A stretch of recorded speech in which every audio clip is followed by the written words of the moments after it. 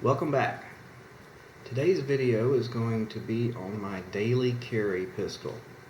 I have been carrying a Ruger LC9S since I bought it on September 27th, 2014. Before that, I had the Ruger LC9. When they came out with the striker-fired version, I had to have one. And yes, it is a lot better. The trigger pull is better, accuracy is better, just a better gun all around. Now, as you can see, it is in the holster and it is loaded. It's my daily carry gun and it's going to be loaded unless I'm disassembling it right now for a video or for cleaning later. It's always loaded. So, this is one of my daily carry holsters, nice leather, Teja leather. Here is another holster of mine. It is a Phobos holster. And here's another in waistband nylon holster or in the pocket holster that I carry it in sometimes. So that's the three holsters I carry this pistol in. In addition to that, I've got magazine holders for my spare mags that go inside the waistband. Here is my loaded pistol. I'm going to unload it so you can see that it is not loaded. Magazine drop. Take it off of safety. Rack the slide back. And the slide lock. It's not a slide release, it's a slide lock. You push down on this slide lock, it does not release the slide. Crack the slide, it does. It is empty. Now, if there was ever any concern over this, Ruger sends an empty chamber indicator that you could insert in and then release the slide.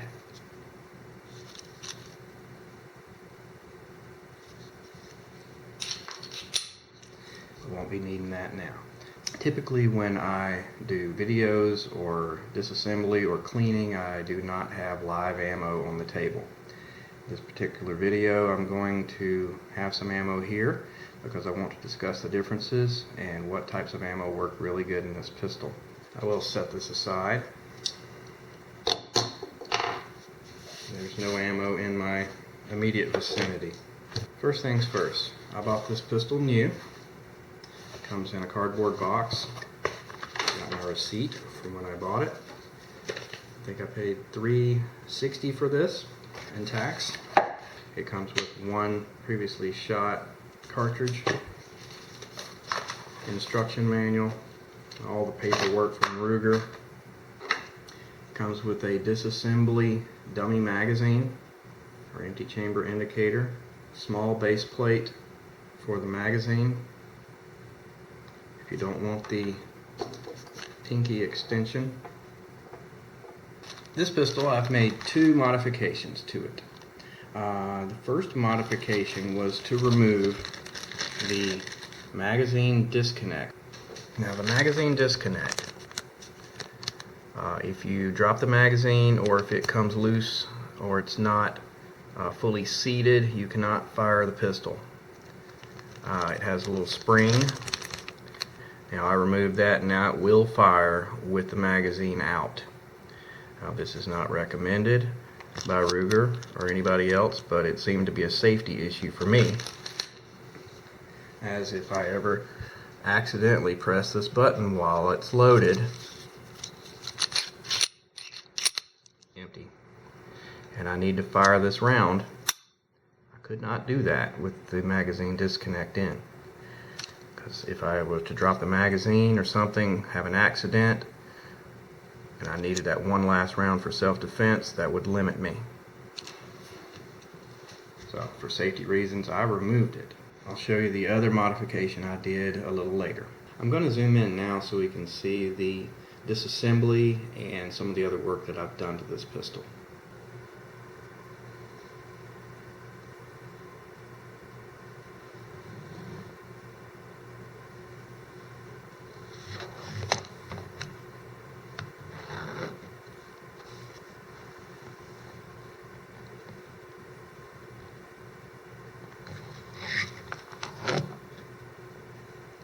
Now I'll point out some of the features of this pistol. It does have adjustable rear sights, dovetail. It has removable, interchangeable front sights. Another feature of this pistol is the loaded chamber indicator. Now, on the earlier version of the LC9, they had a metal toggle here that when the chamber was full, it would pop up and you'd see red ink or red paint on the side of this toggle. A lot of people didn't like that feature, so they removed that and inserted a small hole in the end of the barrel so you can look down and see shiny metal if there is around in the chamber. On the left side, it has the takedown gate. It has a slide lock and it has a manual safety. It also has a trigger safety, as you can see. You have to press this before the trigger will pull. It has decent serrations on the slide, and it is striker fired. It has no external hammer. The grips feel really nice.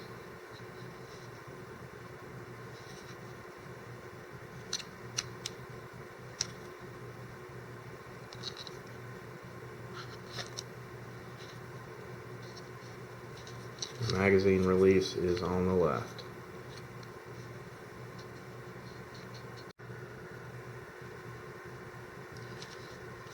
Unloaded, pistol weighs 15.4 ounces with a loaded 7-round magazine and the extra round in the chamber. It weighs 1 pound 4.8 ounces.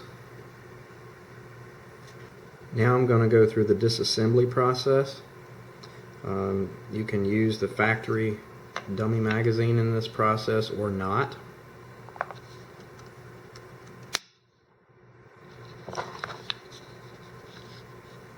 The little gate on the side, you press this button down and you can see there's a pin in there. So what you want to do is verify that it's unloaded.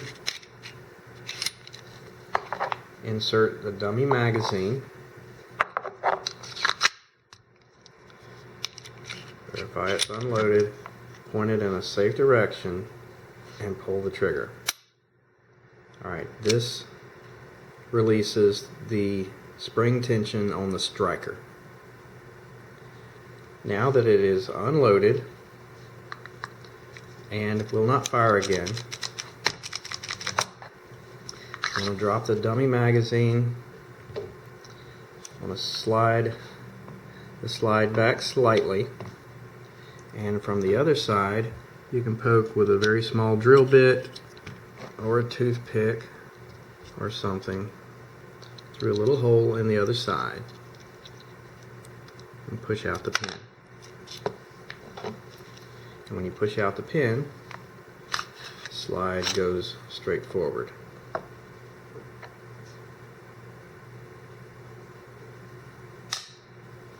I'm going to set the pin aside so I don't lose it.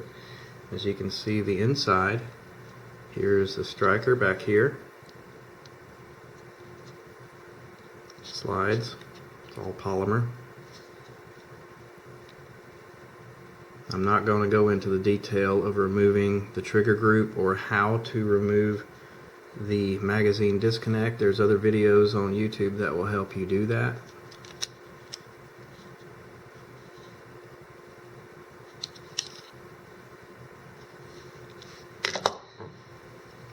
I will show you how to do a field strip just for cleaning purposes. You take the spring, press here, lift the spring out,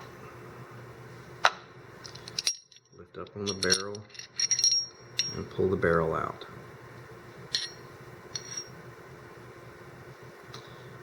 I have never polished the feed ramps on this pistol. It's always loaded properly with good ammunition.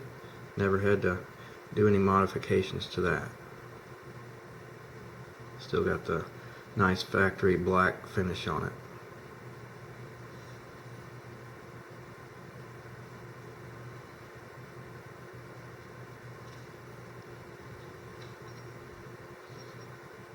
Now, one thing I will point out that I have modified, I'm not sure if you can see this or not. The firing pin hole had a sharp edge around it, and with most all ammo, especially on the previous version, the LC9, what would happen is when the firing pin hit the primer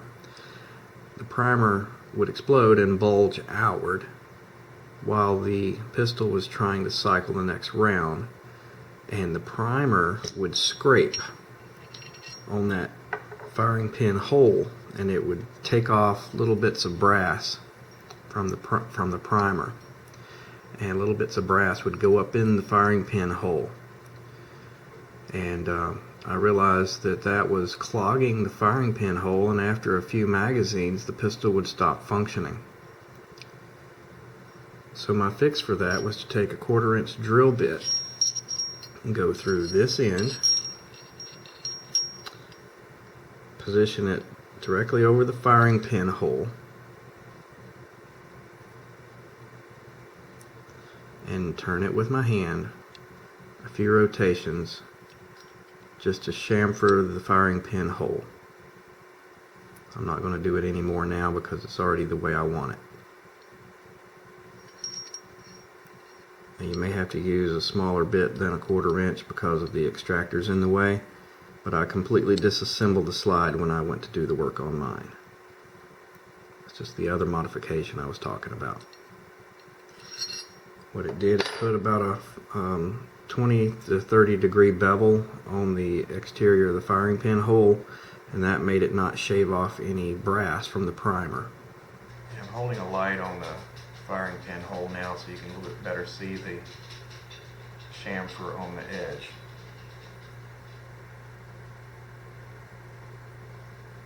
Just a little bit really helped with that problem.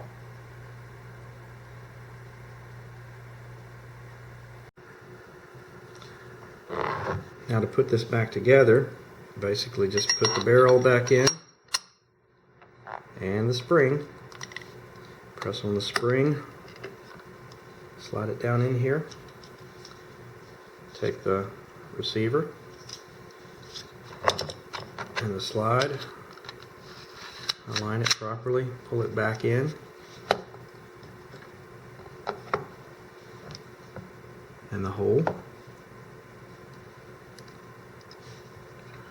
Push back on it just a little bit, and the pin will go into the hole. And then push up on the little gate to lock the pin in. Now we want to rack the slide, and that sets the striker. No magazine in yet. Striker works. One more time. And that's all it is to put it back together.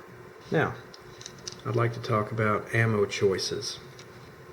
I've used several types of ammo in the past. I'm currently using Federal Premium HST, and I chose this ammo for a couple reasons. First of all, it's really good ammo. It expands properly, does what it needs to. I believe this is 124 grain jacketed hollow points.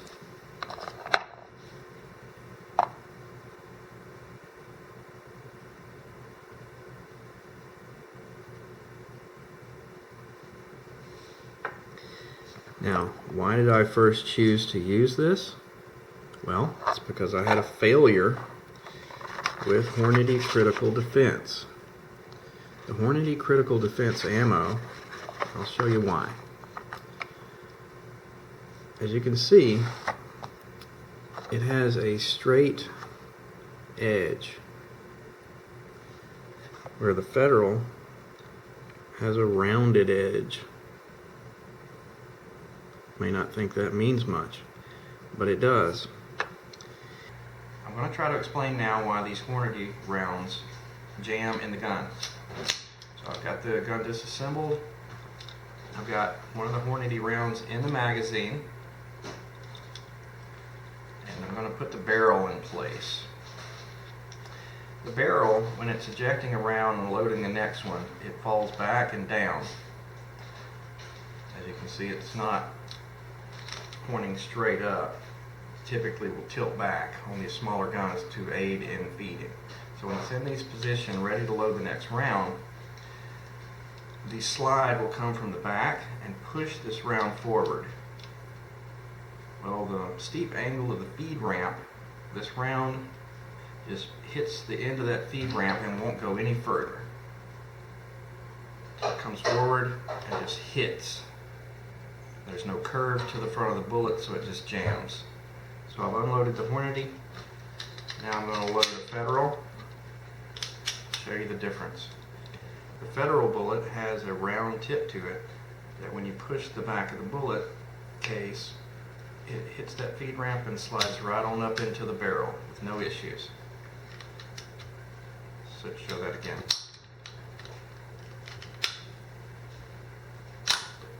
Just like that. Now that's why the Hornady rounds jammed and the Federal does not. Putting the Hornady round back in, jams. Putting the Federal round in, goes straight up into the barrel. No issues. In the extended magazine, there's a lot of spring pressure, but it's made to load 9 rounds. I'm going to carry 9 rounds. So I found an ammo that would work. I did notice while I was using this as carry ammo that the 7-round magazine, no problem. It was only the extended magazine that was causing the issues.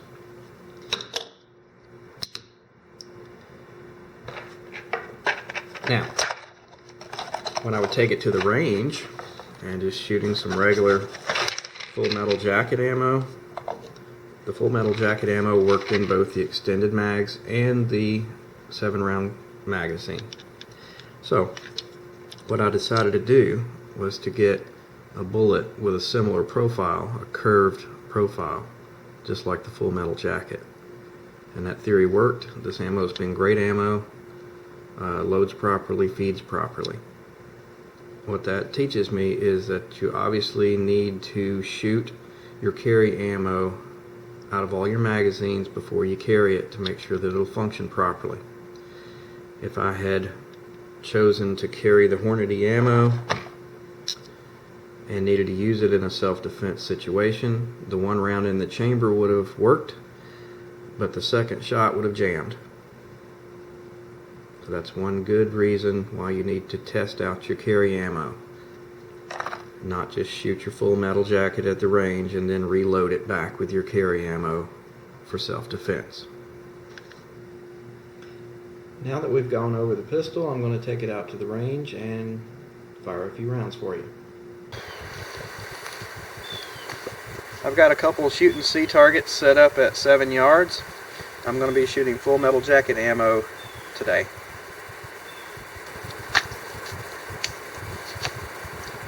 I'm going to fire a few shots for accuracy, and then I'm going to do a fast draw from the holster.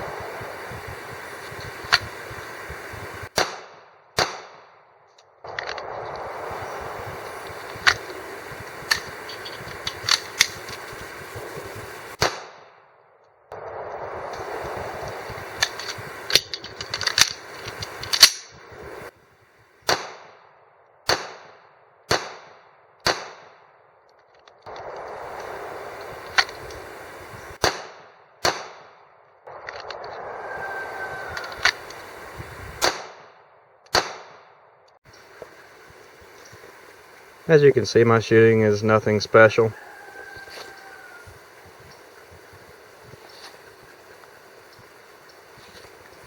Looks like it's high and to the left slightly. I can adjust some of that with my rear sights. As you can see, it's not that difficult to conceal.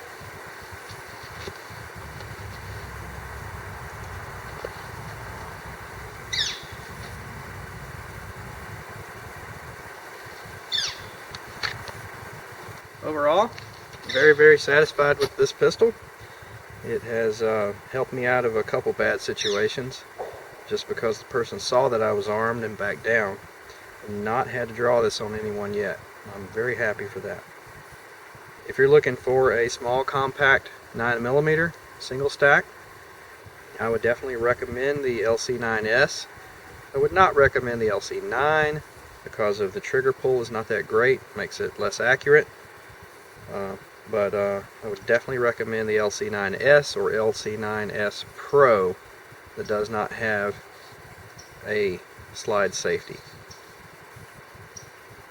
Thanks.